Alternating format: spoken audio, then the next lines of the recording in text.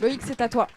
Et après, on fera un tour Ouais, de alors questions. en forme, non pas de conclusion, mais de mise en perspective. Alors moi, je travaille depuis une vingtaine d'années sur ces questions d'innovation démocratique, de participation citoyenne, et je dois dire qu'on vit un moment où sur ces questions-là, l'histoire s'accélère un peu depuis quelques années, et même depuis quelques mois, et sur deux points. Sur la question du pourquoi faut-il changer nos pratiques démocratiques, et sur la question du comment. D'abord sur la question du pourquoi. Je pense qu'aujourd'hui, nous sommes de plus en plus nombreux à être convaincus que changer nos pratiques politiques, introduire de la participation citoyenne dans le processus de décision, réfléchir systématiquement à inclure tous ceux qui sont concernés par la décision dans le processus d'élaboration de celle-ci, ça n'est plus une option. C'est devenu quelque chose qui est absolument indispensable, non seulement à la protection de nos démocraties, c'est-à-dire à la légitimation, à la survie de nos démocraties, mais aussi à la résolution de la question environnementale. Je pense qu'aujourd'hui, nous sommes conscients qu'on ne résoudra pas, ou en tout cas qu'on n'affrontera pas la crise environnementale sans changer la démocratie, et que la question démocratique et la question environnementale sont intimement liées, elles sont complètement intriquées l'une et l'autre, et pas seulement parce qu'on assiste en ce moment à ce double processus d'effondrement de nos institutions politiques et de nos écosystèmes, et pas simplement parce que les adversaires de la démocratie sont aussi les adversaires de l'environnement. Et ce sont les formes de pouvoir autoritaire qui aujourd'hui sont en train de prendre la place un peu partout dans le monde du gouvernement. Donc il y a cette conviction aujourd'hui que pour amorcer les changements de société, les changements de système économique qui sont nécessaires, on ne pourra le faire que démocratiquement.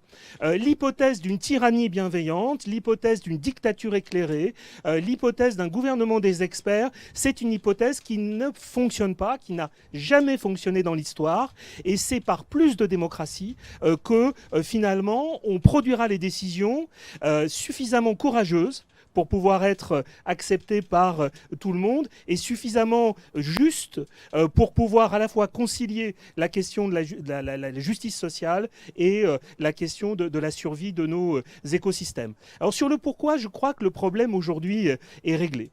Sur la question du comment, il y a d'abord des oppositions à balayer d'emblée. L'opposition locale nationale et l'opposition institutionnelle non institutionnelle, qui nous paralyse.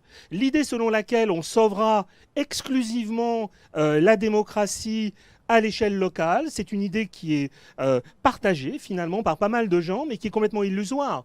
Que peut faire une municipalité lorsque déjà, au niveau de l'intercommunalité, elle est bloquée dans ses perspectives de changement, pour ne rien dire de l'échelon national? Le rôle des préfets aujourd'hui dans l'inhibition ou la paralysie d'un certain nombre d'initiatives locales est tout à fait, et Grenoble l'a démontré, est tout à fait réel. Et puis il y a l'Europe, et Elisabeth y est revenue. Donc cette opposition, il faut agir à la fois à l'échelle locale et à l'échelle nationale. Et puis l'opposition institutionnelle, extra-institutionnelle, elle me semble aussi absolument à la fois artificielle, pas complètement artificielle, puisqu'effectivement, il y a des possibilités d'agir hors des institutions et des possibilités d'agir dans les institutions, et croire qu'on pourra finalement, dans une harmonie, associer, articuler parfaitement les deux, c'est pas possible. La démocratie, c'est du conflit. La démocratie, c'est la capacité des citoyens hors système de peser sur le système. Elisabeth l'a dit. Mais il me semble impératif de dire que la démocratie, c'est à la fois un fonctionnement institutionnel, une distribution du pouvoir, une manière de prendre la décision, une manière aussi de respecter les droits de l'opposition, mais ce sont aussi des formes de vie hors des institutions, et que la démocratie, elle vit dans ces deux espaces. Et si on privilégie un espace en abandonnant l'autre, on perd l'essentiel de ce qu'est le phénomène démocratique. Si on concentre toutes nos énergies sur les institutions en pensant qu'il ne se passe rien en dehors des institutions, on se trompe, et on a une vision, une version atrophiée de la démocratie. Et inversement, si on concentre toutes nos énergies à l'extérieur des institutions, en oubliant ce qui se joue dans les institutions, on se condamne souvent à des formes d'impuissance, ou en tout cas, on peut agir à l'échelle locale, mais sans pouvoir véritablement produire des effets de grande ampleur dans nos sociétés. Alors, la bonne nouvelle, c'est qu'aujourd'hui, il y a deux projets politiques. J'ai tendance à dire qu'il y a même deux paradigmes aujourd'hui qui sont disponibles, avec leurs concepts, avec leurs outils, avec leurs finalités. Et ces deux paradigmes, on les a exposés dans les premières interventions. Le premier paradigme, c'est le paradigme municipaliste. Il me semble qu'il est très puissant. C'est l'idée que c'est à l'échelle locale qu'on va pouvoir changer en grande partie les choses, mais pas forcément tout. C'est à l'échelle locale que les citoyens vont pouvoir reprendre, sous certaines formes, la maîtrise de leur vie. C'est dans ces expériences institutionnelle et extra-institutionnelle qu'on va pouvoir changer la démocratie. Et pour reprendre une vieille formule du Parti socialiste des années 70, parce que tout ça n'est pas complètement nouveau. On discutait avec Elisabeth juste avant de ce qui s'est joué dans les années 70. En 1977, le Parti socialiste était arrivé au pouvoir avec ce programme citoyenniste, municipaliste. Une fois qu'il est arrivé au pouvoir, il a tout oublié. Donc faisons attention à ce qu'il n'y ait pas cet oubli ou ce refoulement une fois les conquêtes obtenues.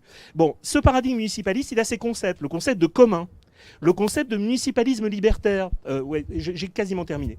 Le concept de municipalisme libertaire de Murray Bookchin, ces concepts sont très puissants parce qu'ils essayent de démontrer qu'on peut à la fois vivre en harmonie avec le vivant et se gouverner démocratiquement. Et puis le deuxième paradigme, c'est celui dans lequel je m'inscris moi aussi, et qui n'est pas exclusif de l'autre, qui peuvent être combinés à l'échelle locale notamment, c'est le paradigme délibératif. C'est l'idée d'une démocratie délibérative, avec cet axiome qui est que pour qu'une décision soit légitime, il faut qu'elle ait pu être débattue et construite par tous ceux qui sont concernés par elle. Ça ne va pas plus loin.